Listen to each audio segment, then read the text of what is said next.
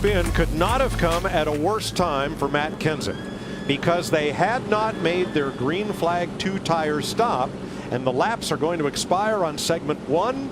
The NASCAR official is holding Kenseth for a 1-lap penalty. A lot of special rules for this race, and here's their reaction. I'm all I'm here is a one-way conversation, Jason. You got to tell me whatever you need me to do here, bud. I guess we're going to have to pit, Matt. They told me that if we got in this situation, they would red flag it so that we'd have an opportunity to pit, and that's not what they're doing. Caution came out with 4 laps to go. So pit, if that's what they're saying. I don't need that explanation. Just let me know what you may do. I'll pit here then. That is one cool customer right there. I would be screaming, and he just said, tell me what to do. Larry, the explanation that we had was that caution laps counted if they ran out the segment under caution. The NASCAR All-Star Race has always been a chaotic nightmare half the time. The format never makes sense, and the racing is subpar. Recently, it's been a little bit better, but in 2016, it was so chaotic that Matt Kenseth, who technically was up front after the segment, never made a pit stop because the caution came out, and he had to make it under green. So Matt Kenseth was never even allowed to make his pit stop, and NASCAR penalized him, and it was a chaotic mess. Scenarios for sure, and well, we got some action going on before we ever get started here.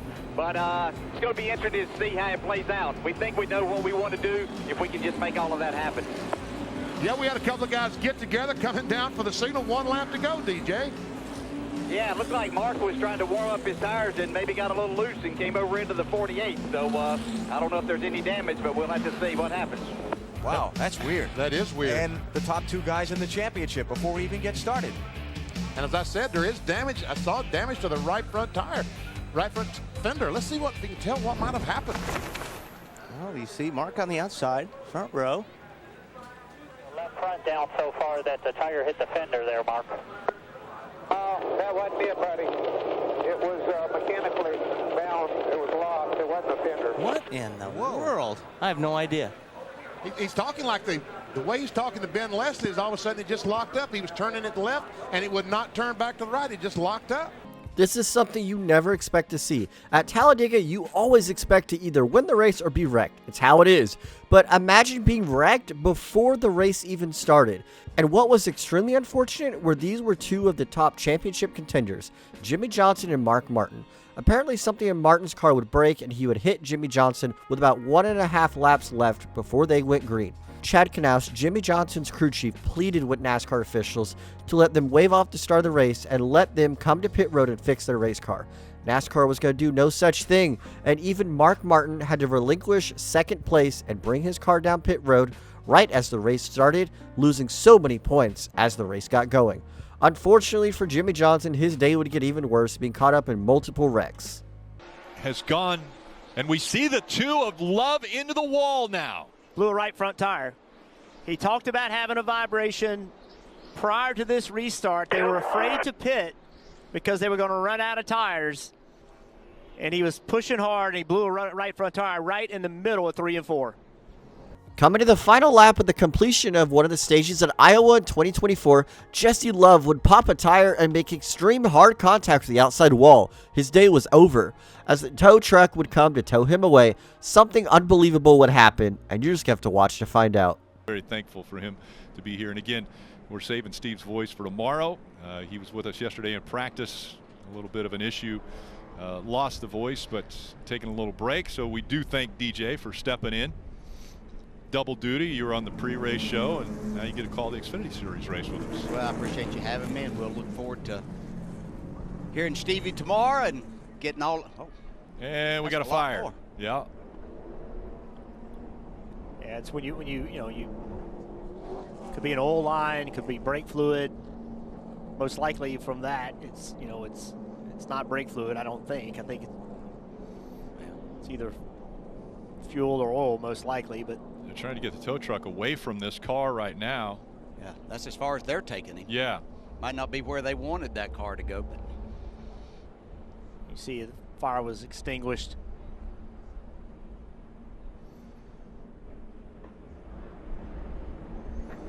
Just a tough day for Jesse Love.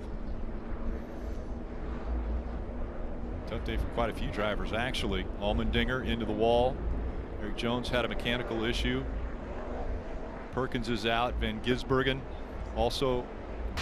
Involving 3 key players, and just a moment ago, here's what's happened. A fan somehow gets out of the infield area, comes out on the track, and is trying to get Matt Kenseth's autograph. Oh, do you think alcohol had anything at all to do with that? Oh, my God. Kenseth's going, you're not going to believe what just happened here, guys.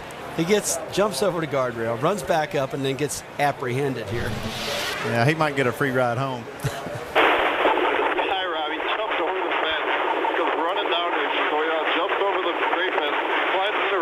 My car and hands me a hat and a Sharpie and says, will you sign this? I'm like, I'm a little busy right now, buddy. He's like, come on, man, have the balls. And I'm like, come on, I'm a little busy here. And all goes trucks, cars, everybody come running from everywhere. Does that ever happen to you, Rusty? Anybody ever come to you? No, that's never happened to me. That's just amazing. And they'll think about that and laugh about that for a long time. In 2007, Matt Kenseth had one of, if not the weirdest fan experience during a race that's ever happened to any NASCAR driver. Under the red flag after the cleanup of a massive accident, a fan jumped over the guardrail, stuck his head and hand in Matt Kenseth's race car, and asked for an autograph as they're sitting there under the red flag. This is something that probably won't ever happen again, but it will forever be one of the best moments at Watkins Glen. Into the final turns. Martin Truex Jr. has never won on a short track. As he comes out of 4, it's a drag race. They wreck behind him. Kyle Busch will win. Yes, sir. Checkered. Big wreck on the front stretch. The 2017 Martinsville playoff race saw Kevin Harvick and Denny Hamlin get wiped across the track and ensue a parking lot past the start-finish line after the race. This was actually Martinsville's first night race, and it ended in dramatic fashion. Tag made. The 7 of Allgaier on the inside. Green. Allgaier's going to win at Martinsville. And they wreck on the front stretch. Big contact. Continue on in Martinsville, let's talk about the 2023 race when Justin Allgaier won after the RCR boys of Austin Hill and Sheldon Creed banged doors and then crashed each other. But that wasn't the big crash. It was coming off of turn number 4 when they were still crashing and created another parking lot just like in 2017. Byron in the wall. Byron missed the corner. Harvick around. They're going to stack up. It's too narrow. There's nowhere for everybody to go. You got to go right. They are all but stopped. There are 7 cars sitting here with nowhere to go. They're trying to back up. It is a log jam. It's a traffic jam. Nowhere to go right here.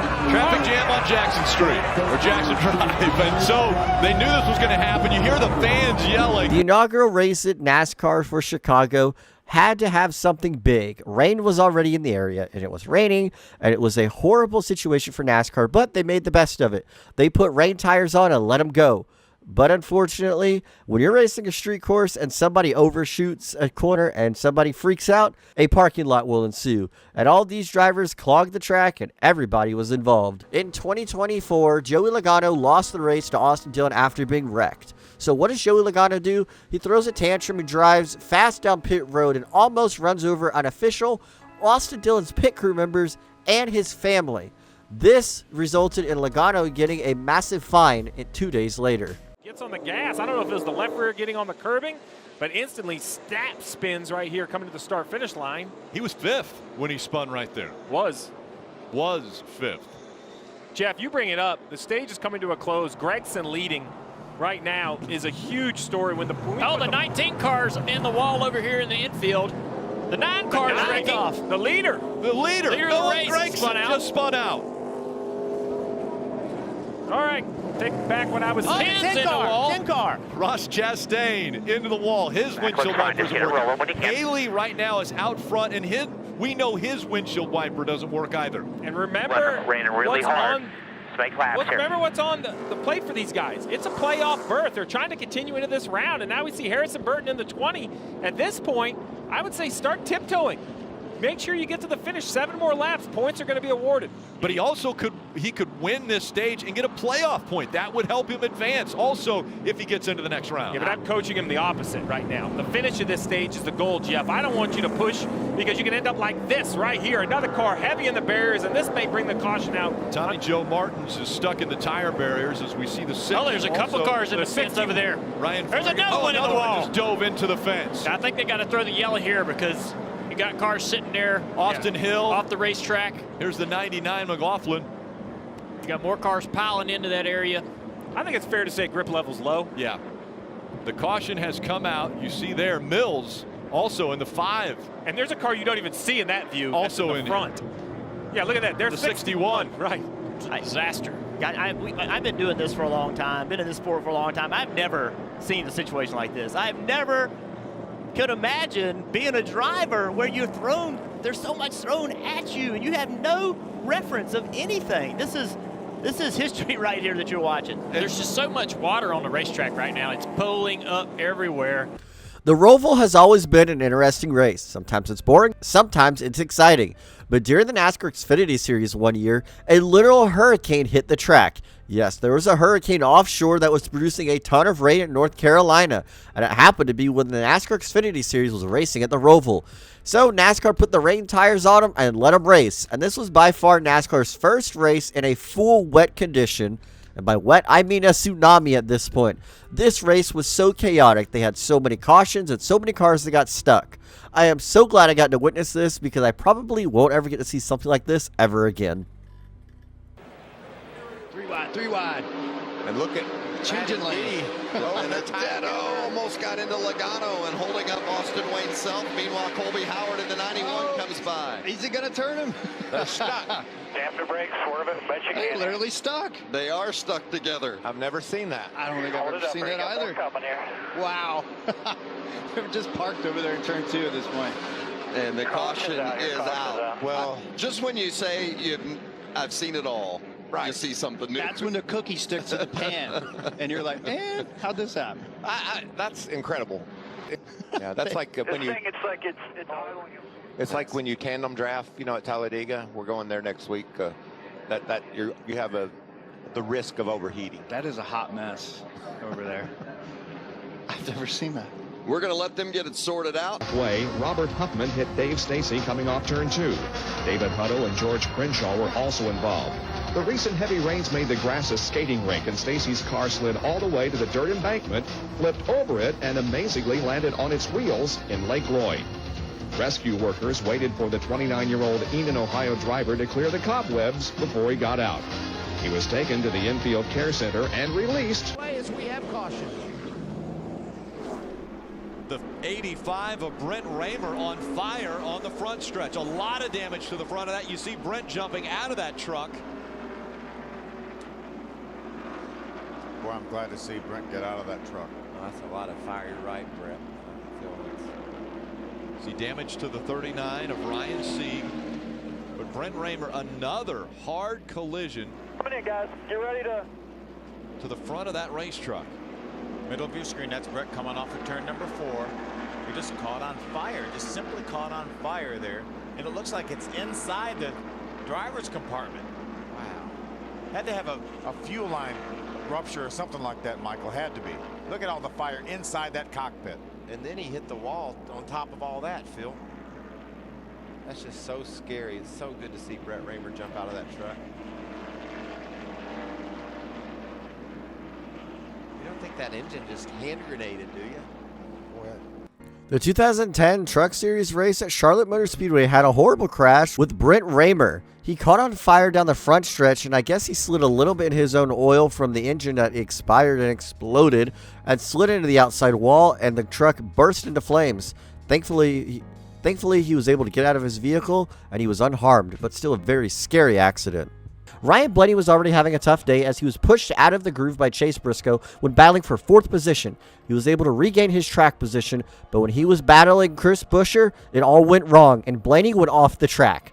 Not just in the dirt, he went so far off the track, he got stuck. Has been in control out front. But really behind. Oh, look at this, sideways. There goes Blaney. Blaney's off in the dirt. Contact with Buescher. Into the barrier.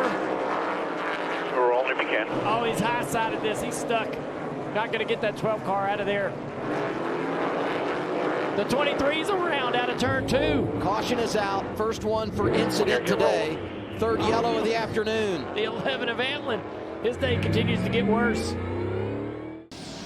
They just talked to Steve on the radio, and they asked him if he was okay. He said, yeah, I'm all right. Then they asked him what happened. He said, I have no idea what happened. Steve Parker's going to come to watch as he backs in the fence.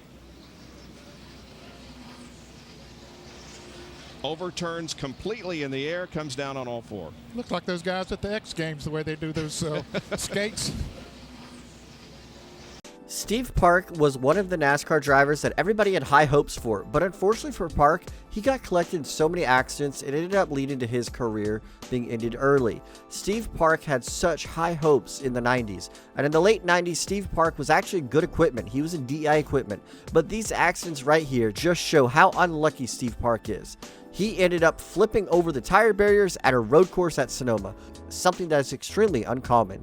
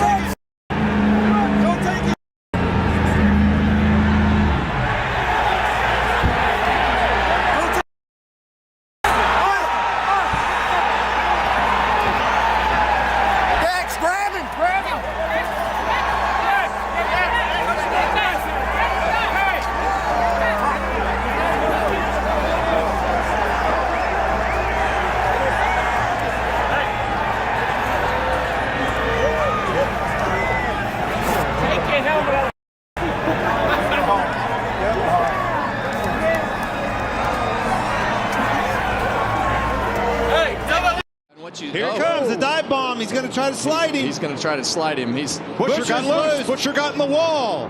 Watch for the 6 car coming. Oh, Brad just wished he was close enough. Loose, and he's looking. He's mad. He's not happy. I think something's wrong. They're both in trouble. Reddick's in trouble. He's got a right rear flat. 10 to go. Yeah, he's 17's pitting. The 6 back to the lead. Oh my gosh! And you're right. He came over here. Big gamble. What was that? What was that? I erased you clean. I know. I up. I'm sorry. No, hey, Chris. We erased each other clean. I know. What was that about? As soon as I knew it wasn't going to work, I tried to back out and I got you. Like, the last thing I want to do is wreck your car. I can care less about mine. I'm sorry. I up. I up. It doesn't work for me. We don't have that sticker on our door right now. Huh? Need to be better. I don't have that sticker on my door. This means more. I need you to be better. We've raced each other just fine for so long. I know. Sorry, dude. Give him room. Looking for his first victory of the 2024 season was Chris Buescher. He had by far one of the most fastest cars at Darlington that very day, as he made a 3-wide pass on owner Brad Keselowski and Tyler Reddick to take the lead. It was an astonishing move on the front stretch, and passing both of them like that deserved to win this race. Buescher was able to pull away from Keselowski and Reddick, up until Reddick caught him back, and Reddick would make a mistake entering turn number 3 and entering turn number 4 at Darlington as he slid up into Buescher, sending both of them in the wall and cutting both of their tires. Team owner Brad Keselowski would go on to win the race. Buescher would not. Buescher told Reddick, "You have a win sticker. This win means more. You're in the playoffs." Buescher ended up not even making the playoffs because he never won a race in the regular season. And if he would have been able to win here at Darlington, he would have made the playoffs and his season would have been completely different. On the black flag, he's turning Clint Boyer into the wall, collecting Joey Logano. Caution flag is out. That was a real act of a champion. Almirola slides in. Did the leader take the white flag before the caution came out? Slip into the garage straight, right?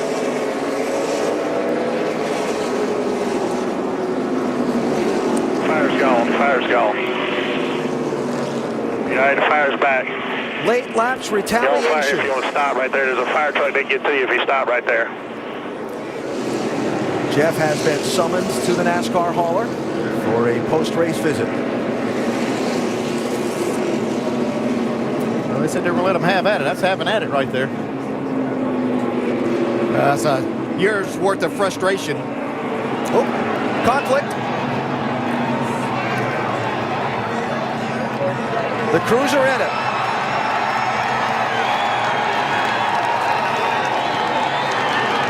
And somewhere in the middle of that is Jeff Gordon.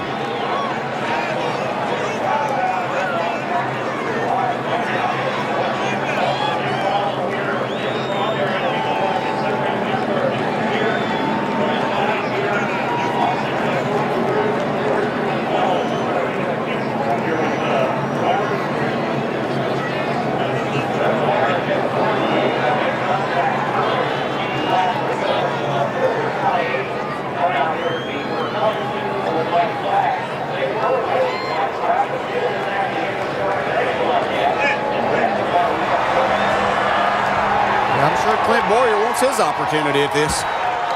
Can't really blame him.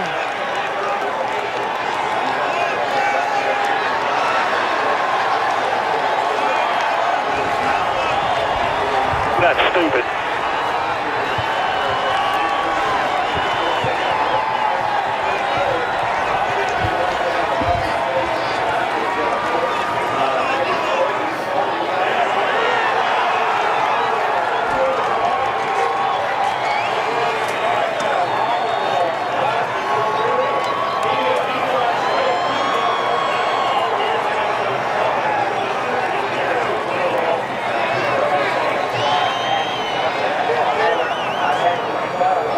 Well, the tempers have boiled over here in Phoenix after late race contact between Jeff Gordon and Clint Boyer, and then a payback. And there are going to be a lot of visitors to the NASCAR transporter after the race. Boyer's crew chief, Boyer. Gordon's crew chief, Gordon. I'll bet the team owners are in there too.